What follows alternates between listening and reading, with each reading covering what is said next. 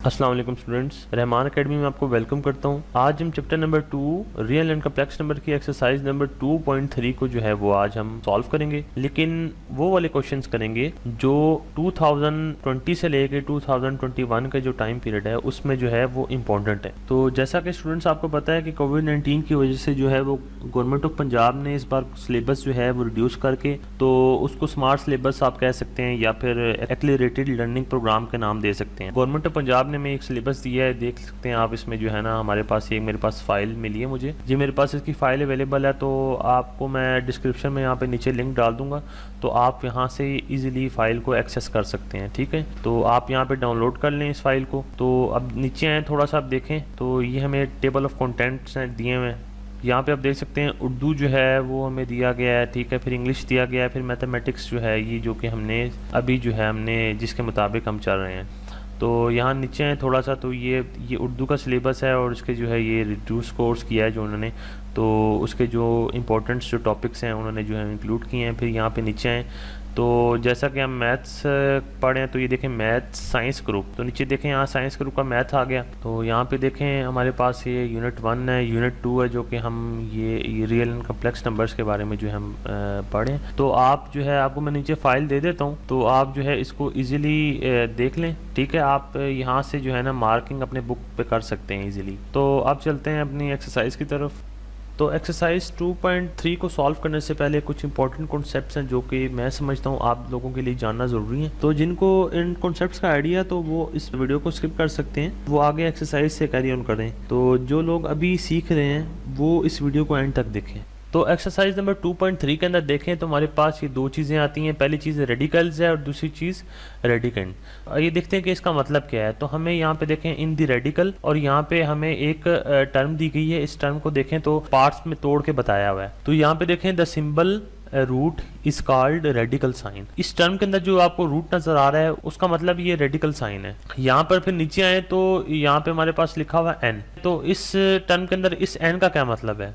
इस एन का मतलब है कि ये एक इंडेक्स है, ठीक है, इसको हम इंडेक्स कहेंगे, ठीक है। और यहाँ पे ए का क्या मतलब है? जो हमें रूट के अंदर ए नजर आ रहा है इसका मतलब ये है कि ये एक रेडिकेंड है, ठीक है, या फिर ये एक बेस है। इसका दो नाम है, या इसको हम रेडिकेंड कह सकते हैं या फिर इसको बेस कह सकते हैं। तो यहाँ नीचे एक चीज गौर करें, तो यहाँ पे लिखा हुआ है कि 2 root A is usually written as root A. इसका मतलब ये है कि हम 2 रूट ए को ऐसे भी लिख सकते हैं, रूट ए करके लिख सकते हैं। इन दोनों का मतलब या ये चीज लिखें या ये चीज लिखें, इन दोनों का मतलब सेम है, ठीक है। हाँ, लेकिन एक केस में सेम नहीं हो सकता। वो तब होगा जब यहाँ पर रूट यहाँ पे हमारे पास ए है तो यहाँ पे हमारे पास 3 आ जाए, या रूट 5 आ जाए, ठीक है, या फिर और कोई भी वैल्यू हो सकती है, ठीक है। सिर्फ 2 होगा तो इसको हम रूट ए कंसिडर करेंगे, वरना जो है अगर कोई और वैल्यू आती है यहाँ पे इसके इंडेक्स पे, तो फिर जो है इसका मतलब सेम नहीं हो सकता। तो आगे चलते हैं, यहाँ पे देखें difference between radical form and exponential form. तो रेडिकल फॉर्म कौन सी होती हैं और एक्सपोनेंशियल फॉर्म कौन सी होती हैं? तो नीचे आए, यहाँ पे लिखा हुआ है पहले in radical form radical sign is used. तो सबसे पहले ये हमारे पास ये जो हमें एक एग्जांपल दी गई है, इस एग्जांपल को देखें तो यहाँ पे एक एक्सप्रेशन है, इसके अंदर देखें तो हमें रेडिकल साइन हमारा यूज़ हुआ है। तो यहाँ पे देखें रूट, जिस एक्सप्रेशन के अंदर हमारे पास रूट का साइन यूज़ हो रहा हो तो उसको हम रेडिकल फॉर्म कह देते हैं, ठीक है। यहाँ पे मज़ीद उसने एग्जांपल्स दी हैं, तो यहाँ पे देखें कि यहाँ पे 3 रूट एक्स और यहाँ पे 5 रूट एक्स की power 2 is an example of radical form. जहाँ भी आपको रेडिकल साइन नज़र आएगा तो उसको हम रेडिकल फॉर्म कह देंगे। तो आगे देखें एक्सपोनेंशियल फॉर्म। तो एक्सपोनेंशियल फॉर्म क्या होता है कि जिसमें हमारे पास एक्सपोनेंशियल यूज़ होते हैं रेडिकल की जगह। अब एक्सपोनेंशियल फॉर्म क्या होती है?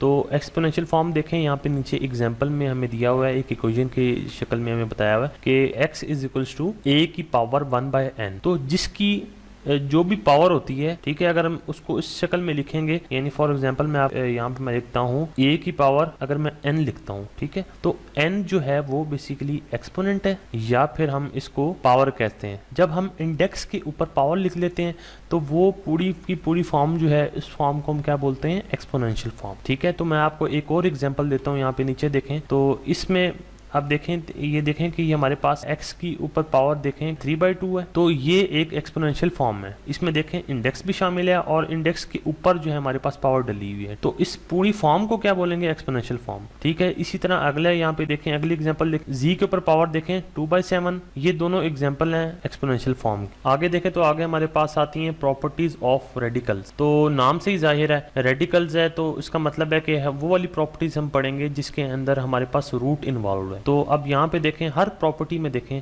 जितनी भी मेरे पास प्रॉपर्टीज लिखी हुई हैं, ये 5 प्रॉपर्टीज हैं, तो इनके अंदर सब में जो है ना रूट इन्वॉल्व है, तो इसी वजह से हम इसको प्रॉपर्टीज ऑफ रेडिकल्स कहते हैं। तो पहली प्रॉपर्टी को देखें, पहली प्रॉपर्टी में देखें रूट के अंदर हमारे पास ए बी है और बाहर जो है हमारे पास इंडेक्स में एन लिखा हुआ है, क्योंकि ये प्रोडक्ट है, ये ए बी आपस में मल्टीप्लाई हो रहे हैं, तो इसी वजह से जो है हम इसको दो हिस्सों में तोड़ सकते हैं। तो ये एक बेसिकली फॉर्म है। अगर कोई क्वेश्चन हम आगे करेंगे, आगे 2.3 की जो एक्सरसाइज सॉल्व करेंगे, तो हमारे पास ऐसी कंडीशन आएगी जिसमें हमारे पास रूट ए बी या फिर रूट कोई भी वैल्यू हो सकती है, तो उसको हम क्या करते हैं, हमारे पास ये प्रॉपर्टी है, ये कहती है कि हम इसको रूट को दो हिस्सों में तोड़ सकते हैं। प्रॉपर्टी 1 की मैं जो है आपको एक एग्जांपल देता हूँ, इससे आपको जो है ना इजीली आपको समझ आ जाएगा। और यहाँ देखें हमारे पास है 4ab, इस रूट के अंदर जो है 4ab है। ठीक है, इसको मैं अब चाहता हूँ कि मैं जो है ना इसको फर्स्ट प्रॉपर्टी के थ्रू जो है मैं इसको सॉल्व करूँ। तो मैं इसको कैसे सॉल्व करूँगा, तो इसको 3 पार्ट्स में जो है ना मैं अब इसको तोड़ूंगा, क्योंकि यहाँ पे 3 नंबर्स का जो है ना प्रोडक्ट हो रहा है,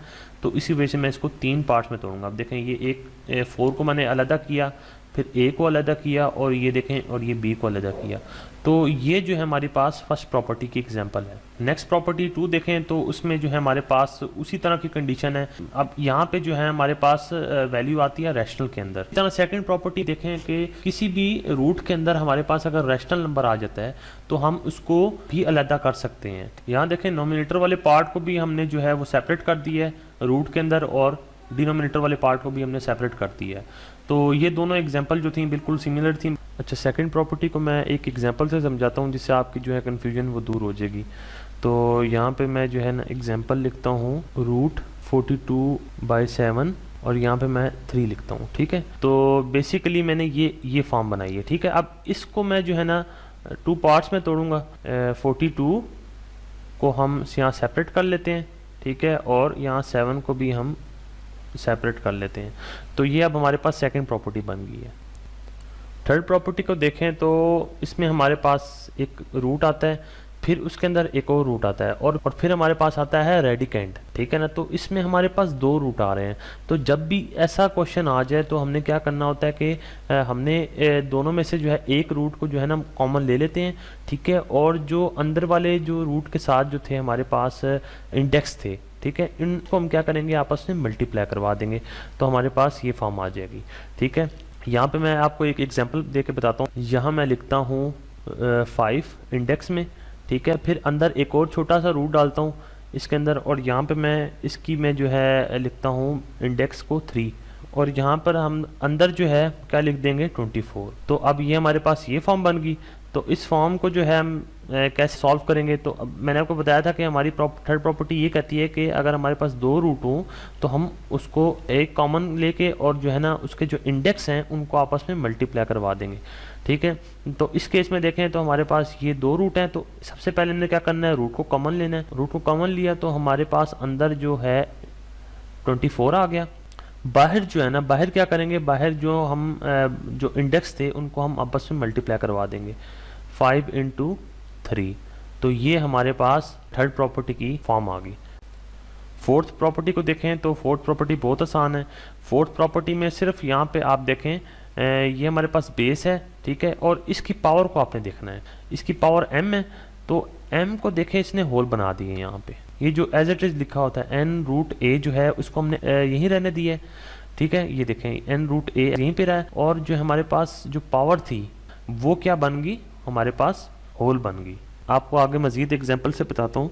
यहाँ पे फॉर एग्जांपल यहाँ पे 3√8 की पावर 2। तो पहले ये हमारे ये फॉर्म बनी, सॉल्व करूँगा तो हमारे पास मैंने इसको इस फॉर्म में लेके आना है। ठीक है, तो इस फॉर्म में लाने के लिए मैं क्या करूँगा, मैंने आपको बताया था कि जो अंदर बेस की पावर जो थी वो क्या थी, 2 थी ना, तो वो होल बन जाएगी। सबसे पहले हमने क्या करना है, 2 को हमने बाहर ले आना है होल पे, ठीक है, पावर होल पे आ गई ये वाली, ठीक है। और मैंने कहा था कि अंदर जो हमारे पास बाकी रह जाएगा, क्या रह जाएगा, 3√8, ये हमारे पास अंदर आ जाएगा, तो हमारे पास ये फॉर्म निकल आएगी। फिफ्थ प्रॉपर्टी को देखें तो फिफ्थ प्रॉपर्टी में हमारे पास है n√a⁴n, तो इसका जो आंसर आएगा वो a आएगा। वो कैसे आएगा, अब मैं यहाँ पे आपको एक स्टेप बताता हूँ ताकि जो है ना आपकी कन्फ्यूजन दूर हो जाए। तो फिफ्थ प्रॉपर्टी को मैं यहाँ पे ज़रा खुली स्पेस पे लेके आ गया हूँ ताकि जो है ना मैं आपको इजीली समझा सकूँ।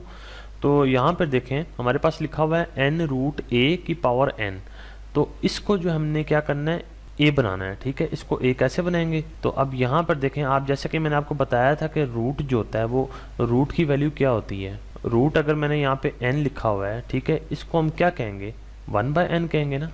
जैसे रूट होता है हमारे पास 2, उसको हम क्या कहते हैं, 1/2। इसी तरह क्या करते हैं, हम इसको रूट को सबसे पहले एक्सपोनेंशियल फॉर्म में लेके आते हैं। जब हम इसको एक्सपोनेंशियल फॉर्म में लेके आएंगे तो हमारे पास पावर की फॉर्म बन जाएगी, ठीक है।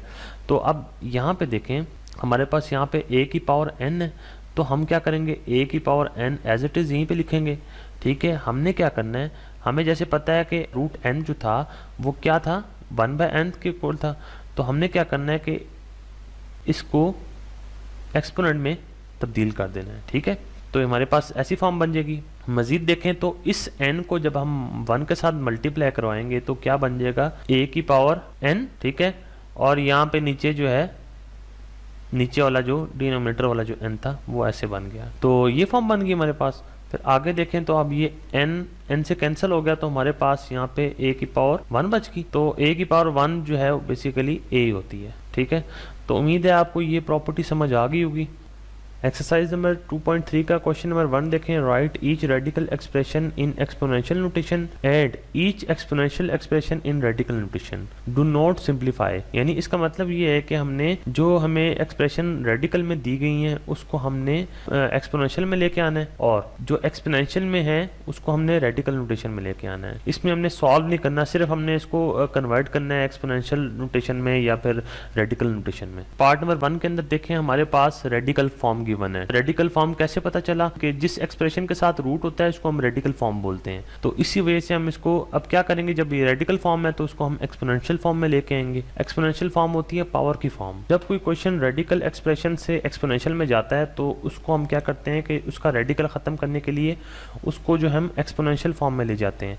यहाँ पे देखें 3√-64 है, तो इसका मतलब ये है कि हम जो है रूट को रिप्लेस करेंगे, तो जिसको रिप्लेस करना होता है उसको हम यहाँ पे क्या करते हैं, एक्सपोनेंशियल फॉर्म में ले आते हैं। एक्सपोनेंशियल फॉर्म ले आएंगे तो हमारे पास 1/3 फॉर्म बन जाएगी और अंदर जो है हमारे पास 64 रह जाएगा। तो ये हमारे पास एक्सपोनेंशियल फॉर्म में आ गया आंसर इसका, ठीक है। अब थर्ड क्वेश्चन देखें तो थर्ड क्वेश्चन में हमारे पास है -7 पावर 1/3, ठीक है। और ये अब फॉर्म बताएं ये कौन सी है, ये एक्सपोनेंशियल फॉर्म है। तो अब इस एक्सपोनेंशियल फॉर्म में, एक्सपोनेंशियल फॉर्म क्यों कह रहा हूँ मैं, क्योंकि इसके ऊपर एक्सपोनेंट डला हुआ है, ठीक है। अब जो फॉर्म जो है, जो क्वेश्चन हमें एक्सपोनेंशियल फॉर्म में गिवन है उसको रेडिकल फॉर्म में लेके आ जाएंगे। तो रेडिकल फॉर्म में लाने के लिए मैं क्या करता हूँ कि यहाँ पे रेडिकल का साइन डालता हूँ और 1/3 को मैं यहाँ पे इंडेक्स पे ले आता हूँ 3, ठीक है। 1/3 का जो 3 है वो यहाँ पे इंडेक्स पे आ जाएगा और जो हमारे पास रिमेनिंग क्या रह गया, -7, तो ये -7 इसके अंदर आ गया, तो हम इसको रेडिकल फॉर्म में ले आए। क्वेश्चन नंबर 2 को देखें, tell whether the following statements are true और फॉल्स। तो पार्ट नंबर 1 देखें, इसमें हमने ट्रू बताना है कि कौन सी स्टेटमेंट ट्रू है और कौन सी फॉल्स है। तो फर्स्ट स्टेटमेंट को देखें तो हमारे पास 5 की पावर 1/5 है और इज इक्वल्स टू √5। अब ये क्वेश्चन ये राइज होता है कि कहाँ से जो हमने स्टार्ट लेना है, किस पार्ट को हम प्रूव करें। हमने वो वाला पार्ट लेना है जो हमें पता हो कि जिसको हम सॉल्व कर सकते हो। 5 की पावर 1/5 जो है ये तो ऑलरेडी हमें पता है कि ये एक्सपोनेंशियल फॉर्म में है, तो हमें ज़रूरत है √5 को एक्सपोनेंशियल फॉर्म में लाने की। तो सबसे पहले हम क्या करेंगे, हम राइट हैंड साइड को जो है वो सॉल्व करेंगे। ये हमारे पास लेफ्ट हैंड साइड है और ये हमारे पास राइट हैंड साइड है। तो हमने क्या करना है, राइट हैंड साइड वाली पिक करनी है। तो √5 जो है हमारे पास राइट हैंड साइड पे है, तो इस रूट को हम एक्सपोनेंशियल फॉर्म में जब कन्वर्ट करेंगे तो हमारे पास क्या आ जाएगा, 5 की पावर 1/2। तो हमें पता है कि रूट जो होता है, अगर यहाँ पे इंडेक्स में हमारे पास 2 भी आ जाए तो फिर भी जो है हम इसको यही बोलेंगे 1/2। आपको मैं पहले बता चुका हूँ इन दोनों का मतलब। तो अब ये देखें कि हमारे पास राइट हैंड साइड का आंसर क्या है। राइट हैंड साइड का आंसर आया 5 की पावर 1/2। तो 5 की पावर 1/5 को हम कंपेयर करते हैं जो हमारा आंसर आया 5 की पावर 1/2 से। तो अब देखें तो ये दोनों तो सेम नहीं है, तो इक्वल नहीं है, तो इस वजह से ये फॉल्स होगी स्टेटमेंट, तो हम यहाँ पे फॉल्स कर देंगे इसको। तो यहाँ तक था हमारा पार्ट नंबर 1। और अब पार्ट नंबर 2 को देखें तो पार्ट नंबर 2 में हमारे पास क्या है, 2 की पावर 2/3 इज इक्वल्स टू 3√4। इसको हमने जो है ना इस स्टेटमेंट को हमने प्रूफ करना है कि आया ये फॉल्स है, ये ट्रू है। तो अब देखें हमें पता है कि ये एक्सपोनेंशियल फॉर्म है, तो इसको सॉल्व करने की ज़रूरत नहीं है। हम फिर राइट हैंड साइड को लेते हैं, ठीक है, राइट हैंड साइड लेते हैं। तो राइट हैंड साइड पे हमारे पास क्या है, 3√4। तो इससे एक्सपोनेंशियल फॉर्म में लाते हैं, तो कैसे लेके आएंगे, हम लिखते हैं रूट की जगह 1/3, क्योंकि हमारे यहाँ पे इंडेक्स में 3 है, इस वजह से हम लिखेंगे 1/3। और यहाँ पे 4 देखें जो रिमेनिंग रह गया, तो हम यहाँ पे 4 को लिख देंगे। तो ये हमारे पास एक्सपोनेंशियल फॉर्म में कन्वर्ट हो गया। अब देखें तो हमें पता है कि ये 4 जो है इसको हम 2 की पावर 2 भी लिख सकते हैं ना। इसको ऐसे लिख के हम ऊपर से जो है इसकी जो पावर 3 1/3 वो लिख देंगे। अब जो ये 2 की जो पावर है वो हम इसको साथ 1/3 के साथ मल्टीप्लाई करेंगे इसको, तो क्या बन जाएगा हमारे पास 2 की पावर 2 × 1/3। ठीक है, ये बन गई स्टेटमेंट। नीचे आए तो फिर हम इसको 2 1 2 करेंगे, तो 2 की पावर 2/3 बन जाएगी। तो ये हमारे पास राइट हैंड साइड थी, इसका आंसर आ गया। अब हमने कंपेयर करना है लेफ्ट हैंड साइड से, तो लेफ्ट हैंड साइड पहले लिख लेते हैं और राइट हैंड साइड।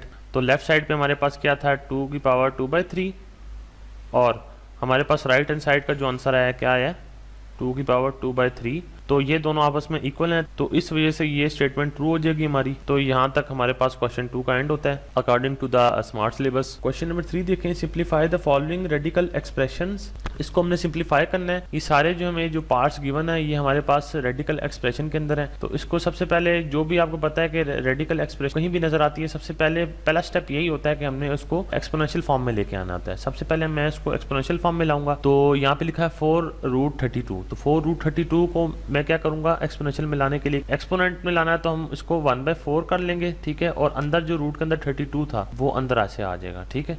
तो ये हमारे पास एक्सपोनेंशियल फॉर्म आ गई इसकी। आगे देखें तो आगे अब ये हमारे पास अंदर 32 की पावर 1/4। तो 32 की सबसे पहले हमने क्या करना है, प्राइम फैक्टराइजेशन करनी है। तो 32 को हम फैक्टराइज करते हैं, 2 1 2 और 2 6 12, 2 8 16, 2 4 8 और 2 2 4, 2 1 2। तो हमारे पास ये 2 देखें तो कितने 2 आए हैं हमारे पास, 1 2 3 4 और 5। इसका मतलब है कि ये 2 जो है 5 टाइम मल्टीप्लाई हुआ है, तो तब जाके हमारे पास इसका आंसर 32 आया है। तो हम क्या करेंगे, यहाँ पे हम इसको ऐसे भी लिख सकते हैं, 2 की पावर 5 इसलिए लिखा है क्योंकि ये 5 टाइम मल्टीप्लाई हुआ है 2, और ऐसे पावर जो है हमारे पास ऊपर आ जाएगी 1/4। तो 2/5 आपको पता है। अब ये पावर देखें तो पावर के ऊपर वाली पावर के नोमिनेटर के साथ मल्टीप्लाई हो सकती है। तो हम जो है क्या करेंगे, 2 की पावर 5 × 1/4। तो जब 5 को 1 के साथ मल्टीप्लाई करेंगे तो इसका आंसर क्या आ जाएगा, 2 5/4। तो अब देखें इस चीज़ पे यहाँ पे गौर करना है आपने। अब यहाँ पे तो क्वेश्चन रुक गया, तो अब हमने इस चीज़ को कैसे सिंप्लीफाई करना है तो वो मैं आपको बताता हूँ। अच्छा, मोस्टली स्टूडेंट्स जो होते हैं वो इस स्टेप के बाद जो है ना वो करते नहीं है, वो यहाँ पे जो है ना इस क्वेश्चन को एंड कराते हैं और वो उसको यहीं पे आंसर कंसिडर कर देते हैं इसको। तो हालांकि ऐसा बिल्कुल नहीं है। तो यहाँ हमारे पास जो है ना फ्रैक्शन में पावर है, ठीक है। तो हमने करना क्या है, हमने इस फ्रैक्शन को बेसिकली तोड़ना है हिस्सों में, ठीक है। जब हम इसको तोड़ेंगे तो हमारे पास तोड़ने का क्या तरीका है कि पहला तरीका देखें 5/4 है, तो हम इसको 2 तरीके से तोड़ सकते हैं। ऊपर वाला 5 जो है हमने तोड़ना बेसिकली 5 को है, तो 5 को हम या तो 4 + 1 करके तोड़ सकते हैं या फिर 2 + 3 करके तोड़ सकते हैं। तो ये 2 हमारे पास कंडीशंस हैं। हमने वो कंडीशन सेलेक्ट करनी है जो हमारे डिनोमिनेटर में जो 4 है ना, ये डिनोमिनेटर में जो 4 है ये इसको हमने कैंसिल आउट करना है, ठीक है। ऐसा पैटर्न हमने सेलेक्ट करना है। तो हमारे पास यहाँ पे देखें तो 4 से कट रहा है ना, तो इसी वजह से जो है ना मैंने ये पैटर्न लिए 4 + 1। तो मैं यहाँ पे क्या लिखूँगा, 4/4 + 1/4। इसको मैंने 2 पार्ट्स में अलग कर दिया है। इसका फ़ायदा ये होगा कि हम इसको इजीली हम कैंसिल आउट कर सकेंगे। तो यहाँ तक जो है ना आपको चीज़ समझ आ गई होगी। तो अब क्या करना है, अब हमने वापस आना है। तो यहाँ पे देखें, यहाँ पे मैं लिखता हूँ 2 की पावर, मैंने अब बेसिकली पावर को तोड़ना है, जैसे मैंने ऊपर तोड़ा ना बिल्कुल इसी तरह ही जो हमने क्या करना है 4/4 प्लस 1/4। तो मैंने इस जो है ना पावर को 200 में तोड़ लिया। तो इसके बाद देखें अगला स्टेप देखें तो हम यहाँ पे कर लेते हैं 2 जो है बेसिकली जो है ये इसके लिए भी है और ये इन दोनों के लिए है। तो मैं इसको अलग अलग करके लिख लेता हूँ, जैसे 4/4 इंटू 2 की पावर 1/4।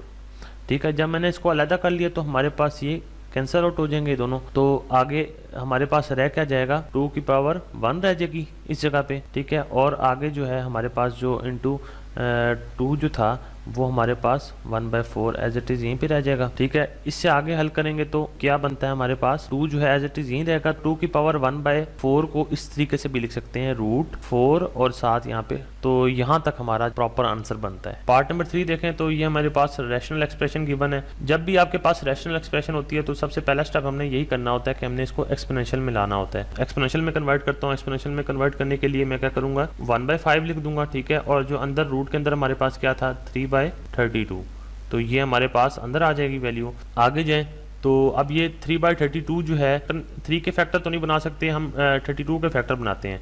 तो पिछले क्वेश्चन में भी हमारे पास यहाँ पे देखें तो हमारे पास 32 के फैक्टर्स क्या आए थे 2 2 2 2 2। ये 5 दफ़ा जो था ना ये मल्टीप्लाई हुआ था 2। हम क्या करेंगे कि हम इसको ऊपर लिखते हैं कि 3 और नीचे लिखते हैं 2 की पावर 5। यहाँ से वापस हम ऊपर पावर डाल देते हैं इसके ऊपर, तो ये कुछ ऐसी फॉर्म बन जाती है। अगला स्टेप देखें तो हमारे पास 3 की पावर 1 है और 2 की पावर 5 है। तो हम जो है क्या करते हैं कि इसको सेपरेट कर लेते हैं।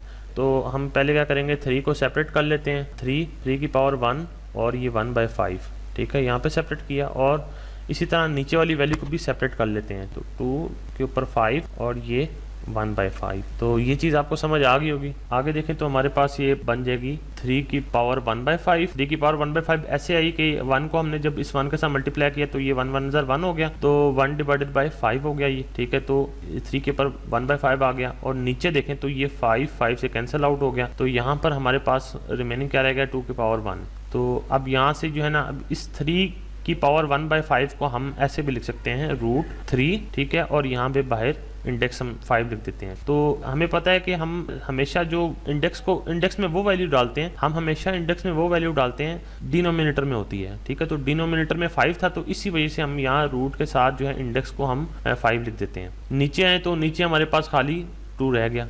तो ये यहाँ तक हमारा आंसर आ गया। तो यहाँ तक थी हमारी ये एक्सरसाइज 2.3। याद रहे ये एक्सरसाइज 2.3 के वो क्वेश्चंस हैं जो हम स्मार्ट सिलेबस के मुताबिक चल रहे हैं। और अगर आप समझते हैं मेरी वीडियोस आपके लिए हेल्पफुल हैं तो आप लाजमी इसको सब्सक्राइब करें और अपने जितने भी फ्रेंड्स हैं उनको शेयर करें आगे। मैं आपसे मिलूँगा अगली वीडियो में। अल्लाह निगहबान।